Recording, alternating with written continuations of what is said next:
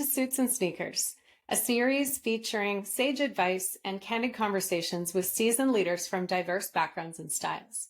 I'm your host, Carrie Tuttle. With my guests, we deep dive into the areas of team engagement, motivation, and effective performance management. Get ready to be inspired and transform your approach to leadership. Please like, subscribe, or follow to be notified when episodes are released.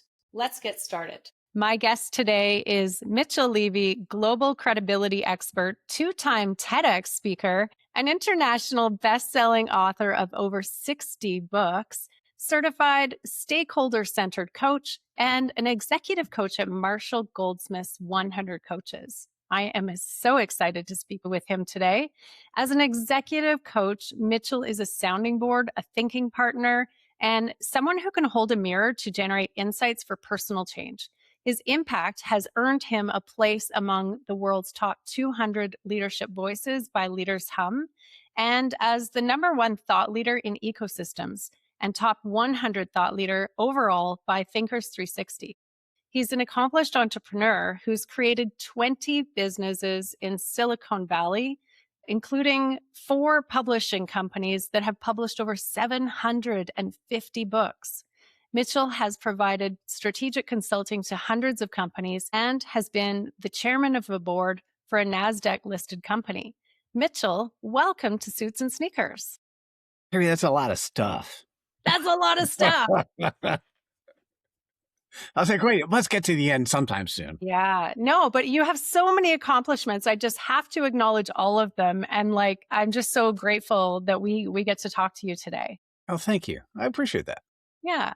Hey, I got to ask. So I want a little bit of background from you, like how you got to where you are, but also how did you get on the TEDx stage and what did you talk about? TEDx is very interesting in terms of how to make that happen. You can go to the TED site. You can look specifically for TEDx events. And what you want to do is look for events which are typically 5 to 7 months out. And then you go to their webpage. And if they do a call to speaker, then you need to actually follow through. On the first one, which was being seen and being heard as a thought leader, which was the topic. And what was really hard, I've spoken over 3,000 times. And even though I've done all that, and you put me on a stage, tell me how much time, tell me the topic, I'm off, right? Even with that, I still got nervous, right? Because it's a TED, right? It's something so different. And it was hard to submit a topic that was really not commercial, right? Because that's what we're taught. We're taught we got to sell ourselves anytime we get an audience, and you just can't do that.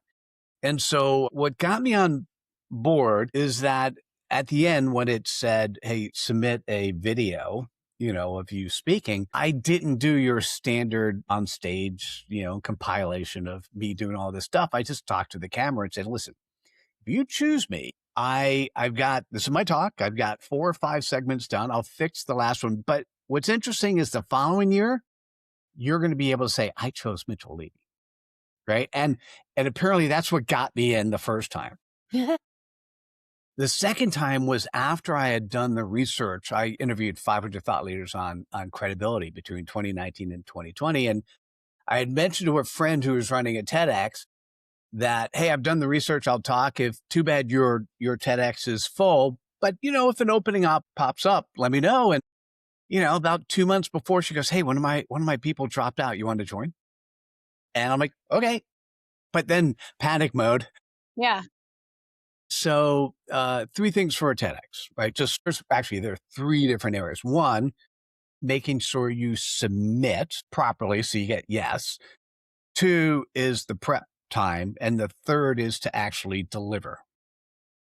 In terms of the delivery time, and this is the one thing I'll ask. So let's say you get lucky enough to get a TEDx. You have to do something that I don't normally do, is you actually have to really memorize the talk.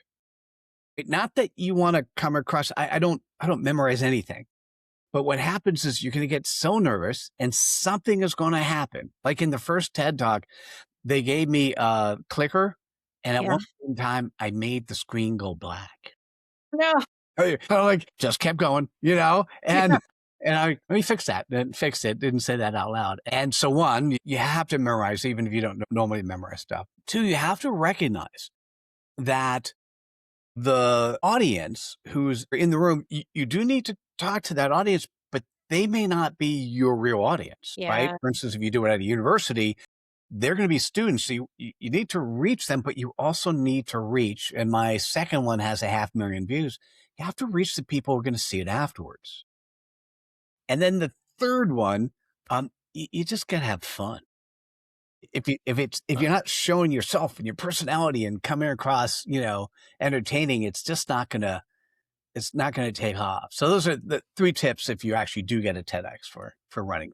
Oh, that's really cool. I think, the reason I started off with that question is partly because I was just fascinated by that, but also because I think of the leaders who are really trying to increase their credibility. And a lot of them would be like, I'm never doing a TEDx talk. That's like way out of the realm of my comfort zone and my needs. But I think it speaks to how you start to establish credibility. So, you being an expert in that, can you talk about leaders who you've worked with who have started to establish that credibility for themselves? God, how many questions did you ask there? I know. At least 5 or 6. Sorry. No, that's okay. Let me start off. So one of the most important things that you can do as a leader when you're talking to somebody is to make sure you have a common vocabulary. So what I want to do is I'm going to just share something on the screen. And when I went ahead and interviewed 500 thought leaders on credibility, this is the updated definition. And credibility is the quality in which you're trusted, known, and liked. And there are 10 values associated with credibility. And what I want for the leader to understand is on the first area, under being trusted, what's important is, and this is, for instance, whenever a board, for instance, sends me a CEO and says, hey, listen, we need to teach this person, or I do a lot of now accelerated executive presence. When I get sent let's say a chief product officer, so somebody in engineering, who's going in front of the board, or chief revenue officer, right? They've been taught a certain way. The most important thing that I do before I say yes is to see if they're coachable, right? Because they're not coachable, I can't help, right? And so when you look at this, if I'm looking at being trustworthy, it's coachable, it's pretty cool. Under being known, I need to know that they're servant leaders, that they ultimately care about being of service to others. And under being likable is they have respect. Respect typically is coming early, coming prepared, coming with your heart. We've been taught so many bad things, to say, or a better way to put it, so many dubious things that we've been taught that what needs to happen, we need to unlearn that. So with that in mind, what I'll say is when I talk to somebody, the most important thing that they need to start off with, assuming they have most of the elements of credibility in one way or the other. So we'll start with that. We'll start with, okay, what's credible and what does it mean so they understand it? And I'm going to step back for 1 second. When I coach somebody, I have recognized that I cannot teach anyone anything, right? That's not my job. My job is not to change somebody to go from A to B. My job is to share a framework in which they could see themselves. And in seeing themselves in that framework, they're going to change themselves.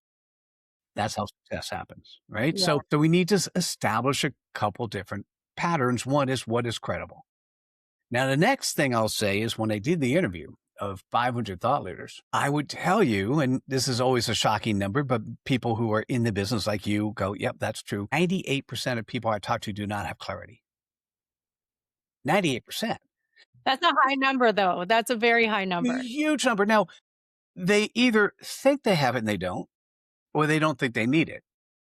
Either way, the most, for instance, in terms of executive presence, you need to have clarity. You need to be able to clearly articulate who you are and how you show up. And if a board of directors asks you questions, you need to be able to have that quick less than 1 minute, I'm going to say 10-word response. Yeah. Something that's really quick and focused. And if there's enough interest or desire to move forward, I think we learned a trick when we were interviewing for a job. the trick we learned was an approach called the STAR approach. Yeah. Right, if you remember that, right? What was the situation or task? What was the action taken? What were the results achieved? That is a great way to tell stories. There's nothing saying you can't do that to the board. Okay, hey, why are you asking for a $25 million increase to your budget? Here's the situation. Here's the actions we're going to take. Here's the results we expect. Right? Same thing applies. What often happens though is you, just like a TEDx, you get in front of a board of directors and you get nervous and you start fumbling. And that does not give the leader who may be good a really nice presence. And what you need to recognize, if you're in a fast growing company, so the clients I typically work with are CEOs of fast growing firms. And what they're looking for executive abundance. And what happens is every time a member of their staff are in front of the board, they're being evaluated. And the evaluation is not, are they good today? Because the CEO is saying, are they hopefully good today or keeping on top of that? Will they be good tomorrow when the company is X percentage bigger? Is this the person that we are going to continue to use next year? Right. And that's what you're being evaluated against.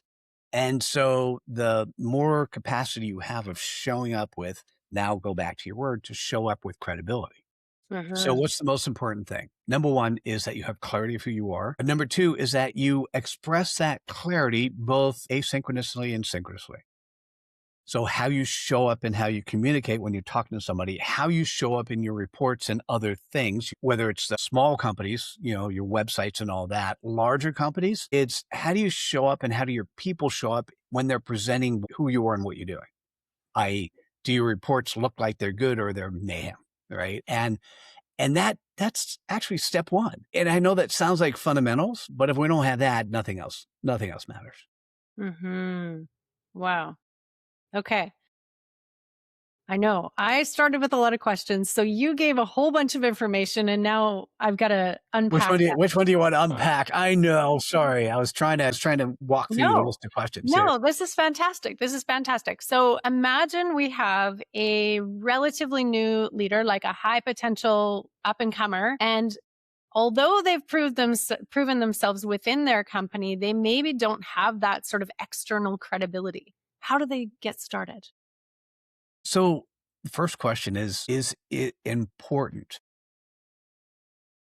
Right. So it depends. Every leader in their position would be more or less important. And so it's a very generic question. So the answer would be, it depends on if it's important. And if it's important, then the next question is, where is it important?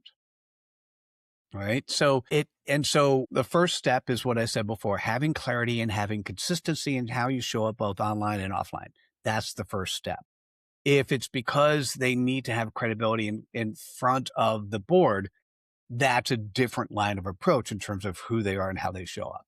If it's because they need credibility because what they do is in alignment with what the company does, then the question is, what are the industry magazines and what are the things out there that would allow them to be seen as having that incremental level of credibility? And so it really is as much as in the past, what we've done is we've always taken a one size fits all approach to answering that question. The Hmm. answer is it's very targeted based on the person itself within the construct of the company and the industry in which they're working. Yeah. Can you give us an example, like sort of a story of somebody who that applied to? Mm, God, there's so many. So where do we start? Let's take a function that people don't always think about needing credibility for. Let's take finance, Okay. CFO. Yeah. Okay. So you might say to yourself, well, CFO, they could be internal. They don't need to be seen anywhere. Well, what's really interesting is if the CFO can look good so larger companies, they need to look good on their LinkedIn profile. The bio that's associated with them on their website needs to look good. And then the thing is, if they're just internal, what are they missing? Well, they're missing the community. And so what aspect of the community would be most appropriate for them? FEI is one of the examples. Finance Executives International is an example of a finance oriented networking group. Maybe they should go to meetings. Maybe somebody inside the company should prep the CFO to present at that meeting. Now, here's what they need to be taught. They're not there to present on what the company does. They're there to present on something creative that the company is doing in the finance world that other finance execs would be interested in. Right. And that's where it gets really interesting.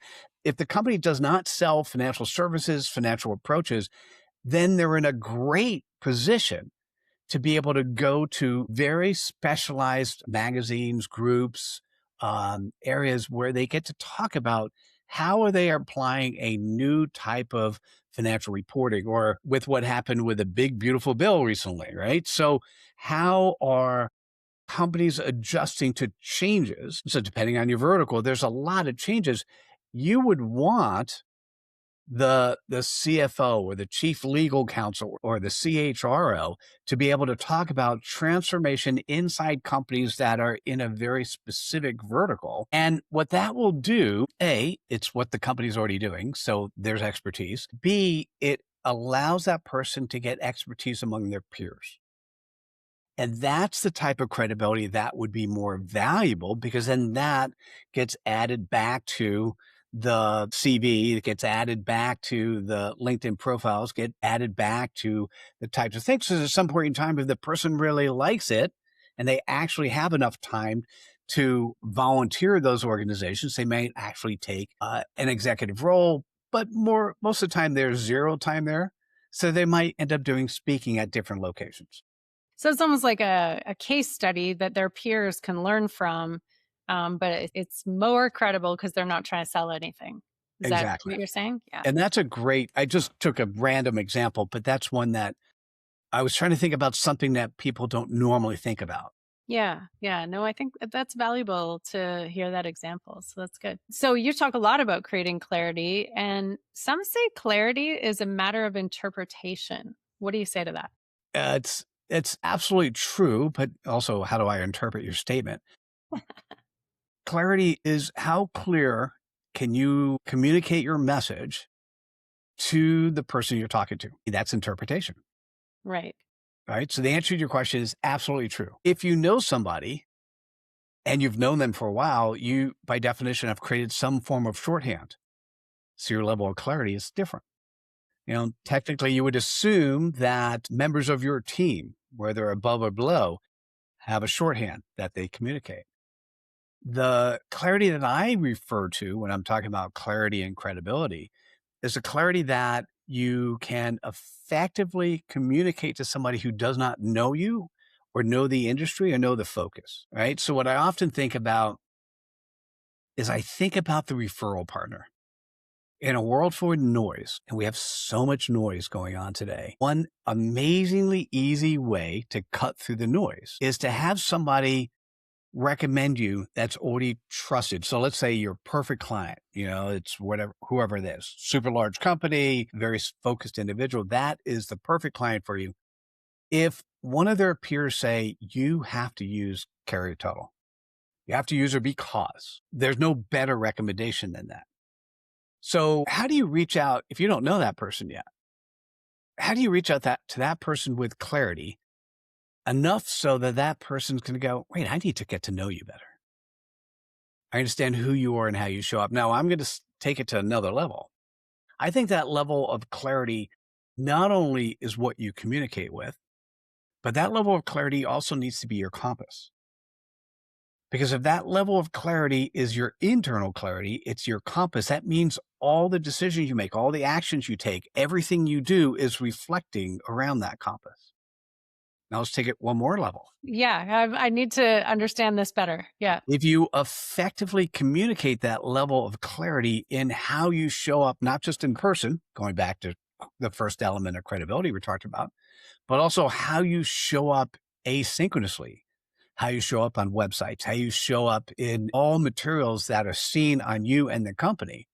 Now what you've done is you've taken that level of clarity and you've not only used it as a compass internally, but you now have turned it into a magnet to attract people to come inside. That's what true clarity is. Okay. So again, I want an example because a compass for me is I use my values. And so I don't know if that's the same thing or if that contributes to clarity or how you look at that. So how do you, by the way, I love values. And I'm going to say, particularly lean in the direction of the 10 credibility values. Whatever company does, every company has this new set of values they want to teach you. And the employees get confused of all these things. And the point is, if we could just act credibly, it'd be a whole lot easier. If you want an example, can we do one together for you? Okay. Sure. Right. So I have a structure of what I call clarity. I call it the CPOP. CPOP stands for customer point of possibilities. It's in 3 to 9 words where you are executing on your purpose. For Okay. someone like you, we could do this. We'll do this in minutes. Normally when I'm with a client, sometimes it goes fast, sometimes it goes a little bit slower, but we'll do it super quickly. And then you'll get an understanding of what clarity is. And what I'll do before I share yours is I'll share the one that I'm using for me. Okay. So I'm just going to ask a couple of questions. I'm just turning the conversation just a teeny bit so you can understand where clarity works. Mm-hmm. So the CPOP, the customer point of possibilities, is really 2 pieces. The first is who you serve. So who is that client base that you serve? And the second is from their perspective, not your perspective, their perspective, what is their pain point or what is their aspiration point? So who do you serve? Who is the audience that you work with? Where I work with technical founders.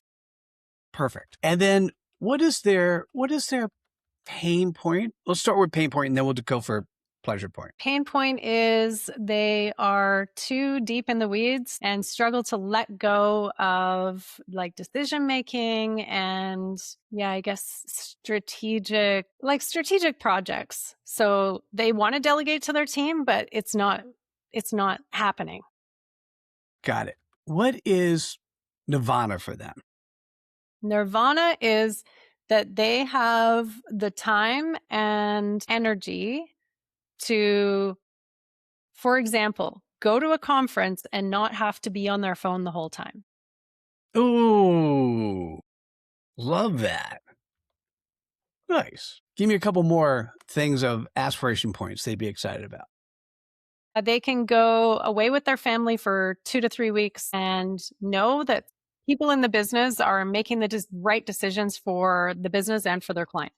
Essentially, they're working on their business, not in their business. Mm-hmm. Yeah. Got it. And they're making Nice. themselves irrelevant, sort of. Not irrelevant, but Okay. So I'm going to say, so your CPOP is easy because I figured you would give it like that. And I'll give you mine. Happy to give you others as well. The one that I use, so I am part of the Marshall Goldsmith 100 Coaches. Executive coaching is my funnest thing to do. And my client base or who I focus with my CPOP, fast growing CEOs living executive abundance. Okay. So it's the who and the what.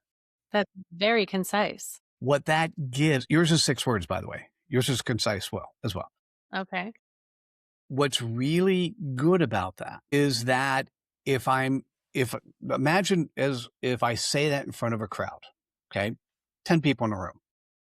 If there are 10 people in the room, that room is going to be segregated into 3 pieces, right? One could be the referral partner who goes, ooh, that's interesting. That's the clients I work with. Or it could be a client or a prospect. And what they're going to care about, Mitchell, how do you define executive abundance? Right? That's where I was going to go next. The right next question. And then the third group is they don't care. Doesn't mean they don't care about me. They don't care about what's next. So what I would say is what happens is if I share a CPOP, something that is, or anyone, if you share a CPOP, if you can articulate who you are in the playground you play in 3 to 9 words, whatever you say afterwards, you don't need a lot of words. You could do it absolutely somewhere between 20 to 50 seconds. Mm-hmm. Right? So if I share my CPOP, right? Fast growing CEOs living executive abundance. Let me tell you what executive abundance is. Executive abundance is doing the right thing. It's doing actually what mom and grandma told you to do in terms of living. It's bringing abundance to 5 stakeholder groups, not just investors. And I have to share with you more than what that is. But what it's doing is giving you the permission to do the right thing so that your legacy is one in which you bring value to a much broader audience than what you're doing today. Hmm. So that would be something like mine. But depending on who the audience is, I would tailor the tell me more for something else. Do you want me to share your CPOP and tell me more? Okay. I mean, this isn't about me, but sure. Okay. I'm curious once we do that, how a leader can kind of come up with that essential statement for themselves. Absolutely. Okay. So we'll do yours, right? So yours and how you share CPOP is you typically start off with the who. Your who is tech founders, right? So if somebody said, "Who are you? What do you do?" There's a group of individuals I add a lot of value to. Tech founders stuck in the woods. Well, let me tell you what that means, right? And then you go and do your thing. A lot of times the company has gotten to the place it's at because the founder is just really good at what they do. And what they've not figured out is how to transition themselves from working in the business to working on the business and to be able to take vacations, to be able to go to conferences and not be on the phone, to be able to empower their team to do the right thing that they're feeling good about it. I make that Hmm. happen, Yeah. right? That's your tell me more. To answer your question, it's a formula. I've done this 1,400 times and it works all the time. I've not met a company or an individual it doesn't work with. Now, I'm going to say when the book Executive Abundance comes out, if you're listening to this now, it may actually already be out. But when the book comes out, the formula is listed there. You could just AI my name and say, "Hey, ask about the CPOP." It'll help you do that. Well, we'll Also, provide it in the show notes as well. We'll yeah, provide. yeah, and I'm also releasing with the book a chatbot that has been customized to create for a long time. AI was not good at creating CPOPs. Part of what I'm doing, I'm getting a PhD on the concept of executive abundance. And what it's a capstone. So not only am I delivering the dissertation, which is 5 chapters long, but I'm also delivering a book, 2 chatbots, and 2 courses. And one of the chatbots is called the CPOP Architect. And it helps people actually articulate their CPOP. And I don't mind giving it away because I want people to be better at it. Now, Carrie, here's the issue. I've now delivered over 1,400 CPOPs. And what I could tell you is without ongoing support, 10% of those people know what to do with it. Yeah. Right? Because they need someone like you or someone like me or other coaches to keep them in alignment with who they're meant to be. Otherwise, there's so much noise out there and there's so many fake experts and prophets out there who will tell you how to do things differently. And the thing is, if fundamentally you're a servant leader, if you're credible and you're a servant leader, you know who you serve and you have the clarity of delivering to them, either solving their pain point or helping them get to their aspiration point, you don't need anything else. You just live in that playground and you'll have fun and you'll deliver value and you'll make money. Hmm. But money isn't the only thing. There's delivering value to so many other parts of the world, and you need the permission to do that. And 10% of the people are do-it-yourselfers, and they hear their CPOP and they've changed their lives for the rest of their lives. For Hmm. the other, I'm going to say the other 80%, I know, after 10, there's 90, but there's 10% of people who want things done for them. You can't really help that crowd, but that 80%, you find somebody who could support you as a done with you coach, consultant, who's really helping you keep aligned with who you really are. Yeah. So I was interested because saw on your website the work that you're doing on executive abundance, where you talk about how with success comes eroding clarity and credibility sometimes. And then also your sense of purpose kind of gets lost. Am I right? Add a little bit more so I understand understand the context you were asking me that question. So thank you. Well, just in my research for Huh? this interview, I noticed that you made that statement. And I think the way I'm interpreting it is as leaders get more successful and start moving up the levels, potentially within a corporate setting, it's sometimes the climb becomes more important than the work you're doing and the impact you're having.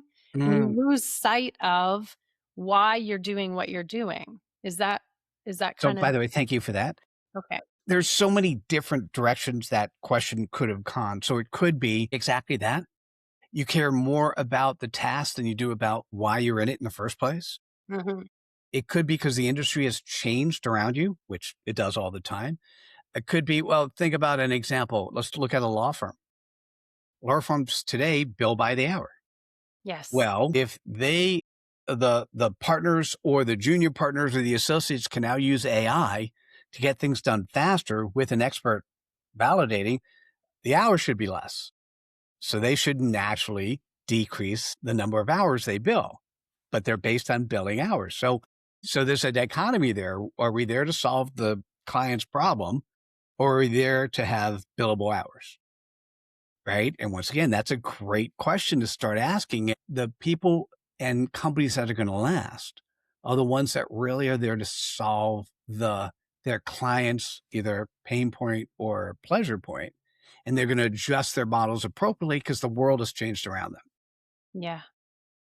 Yeah, for sure. So you are a part of Marshall Goldsmith's 100 Coaches, and I am a big fan of his.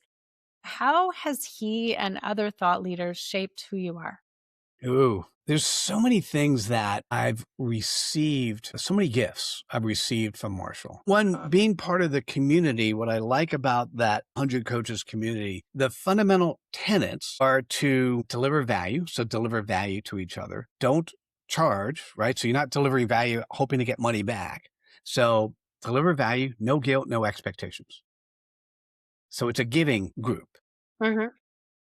It's a nice way to live life, by the way, to be of service to others, to be a servant leader. The concepts that have really helped a lot and really shaped what I'm doing in my dissertation. One is the stakeholder centered coaching.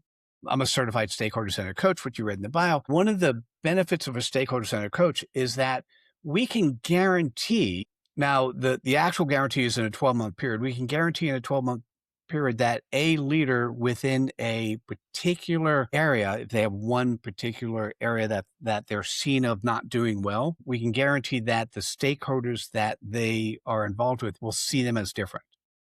Now, the proposal I'm putting together, I've taken that 1 year period and I'm guaranteeing it in 12 weeks. The other thing that I've learned from Marshall, which I like, is to throw out the word feedback. And we place the word feedback with the word feed forward. Okay. Right. And there's one more. There's the daily questions. Right. So what's nice about feed forward, when you ask for feedback, people feel like they have to tell you something you did wrong. If you ask for feed forward, the concept is, can you tell me something that I could do better the next time? Hmm. Right. So you're not as mean at doing it. You're like, hey, if you did something this way going forward, then you can listen to it with a different ear. And then the last thing is we as humans are particularly bad at being accountable. Yes. And one of the processes he has in place is what's called the daily questions. And so if you can come up with, now I think he asks himself like 43 daily questions. He pays somebody else to ask him those questions. When I've done it for me, I've come up with 9, 3 in 3 different categories, right? And what it does is you ask yourself the same question. So one of my questions is, did I change the life of one person for the rest of their lives? I ask myself that question every day. And at some point in time, it just becomes part of my operating system when I wake up in the morning. Okay, who's that person? Who is that going to be? Right? And so it doesn't matter what those questions are for you, but those questions, just to be clear, should be in alignment with your CPOP because Mm. it helps you stay accountable to the playground that you say you're going to play in. Okay. So for the leaders listening, what I think I'm hearing is that reflection is a really important practice. What are those areas where reflection is important? Because I know that the CPOP is important, but what else would guide where they need to reflect? Health would be Okay. one. So who are you and how are you showing up? Right. So what are your practices? The second is family and loved ones, family and friends. And third is work. Now, should I have said it in the other order? Maybe it'll be more palatable. Okay, you do work properly. You make sure you take care of your health and your family. But the truth is, without your health and your friends and family, nothing else really matters, right? So you just put in so you could call it work, play, health, however it is that you want to separate it for yourselves. But many, many leaders make the mistake of, and this is what we're taught, put in the time, put in the effort, burn yourself out today because you'll be better tomorrow. Life will be better tomorrow when you accomplish whatever that is, that thing you're accomplishing. And we forget to really look at who we are today and who we're adding value to, and including ourselves. Because if you do something today that will negatively affect who you are tomorrow, that tomorrow won't be what you expect it to be anyhow. Mm-hmm. You said that in the program or the stakeholder Stakeholder center coaching. center coaching, thank you, that you guys support a 12-month transformation. Can you share a story? Like, obviously, we can't name names, but the biggest transformation you've seen a leader make in 12 months? There's a list of 20 different transformations. There's 5,000 coaches who are stakeholder centered coaches, and there's a list of 20, and there's many in all of those. Probably the most obvious for many leaders are also in alignment with your CPOP. It's the concept of micromanagement, right? That's one of the most obvious one that people have is, hey, they're a micromanager. They need to own it all. They need to control it all. So, sometimes it's called micromanagement. Sometimes it's called controlling. Sometimes it's called delegation, but it's all the same thing. Right. And those are the I've heard biggest. it called micro delegation as well. So it's Oh, like there we go. you delegate a little task at a time. Oh, yeah. Oh, yeah. But that's really some of the most important. There are other things that come across. Sometimes there's an issue of on the DEI type side. That's a bad word these days, but not treating one group of people the same as another, Mm-hmm. right? Whether it's race, whether it's gender, treating people differently based on the package they come in. That's an area that I've dealt with as well. And like I said, there's a list of 20. And what happens uh, is that there's a series of processes and steps that can happen. And the results you start seeing almost immediately. I mean, most of us can say, hey, we'll guarantee it in 6 months. It's just, we want to make sure we hit the end. And for executive presence, if the type of people I'm working in, I'll guarantee in 3 months. So the Mm. executive presence is simply our the CEO or the chairman of the board is recognizing that somebody on the management team is just not showing up in a way that we trust them running their division when the company grows by 20% or 40%, right? So that's when I'll get brought in. And we call it executive presence, but it's a whole lot more than just it's not storytelling. It's not being able it's about being able to live in a different way that you communicate and bring. In some cases, there could be some micromanagement issues. Some cases there could be some ability to treat one group differently than the other. But at the end of the day, it's to be in front of whatever the stakeholders are and communicate clearly and credibly to be effectively accomplishing the things you need to accomplish. And that's ultimately the accelerated executive presence program. That's what that's all about. Okay. Very cool. What's one of your proudest accomplishments? Hmm. Happily married for 37 years and have a son who's 27, and they're both amazing. Those are great accomplishments. Wow. Congratulations. Thank you. Awesome. Well, when you think about, and I know you've led people, but also you've led leaders, what advice would you give to your younger self taking on your first leadership role?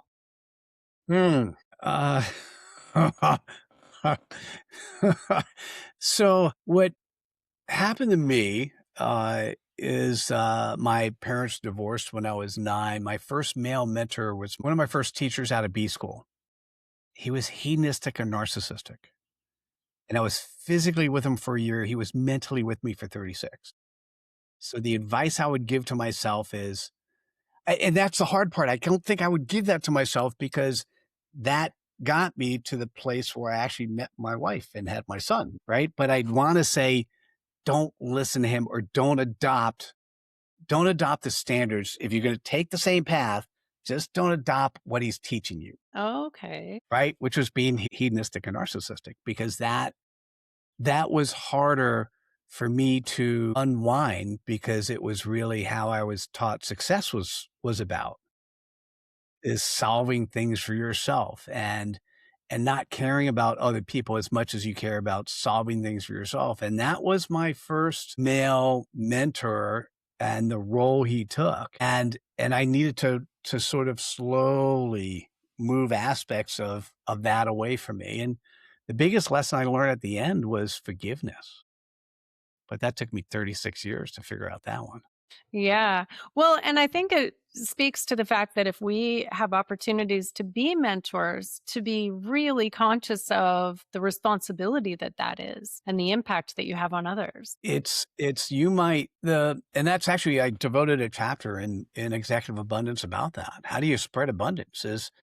Is you need to not only be the example yourself, but then take the time to be able to share with others. How do you go about creating an abundant life? And how do you go about doing it in such a way where it really does matter that you care about more than just the investors, which is really my dissertation, my focus was, if I'm going to summarize this, on short-termism. It is the short-term opportunities, i.e. the lack of opportunities that come up when you focus on this quarter's financial reports. And so it's focusing and giving the tool set to the executives to have coherence when facing short-term performance pressure. Okay.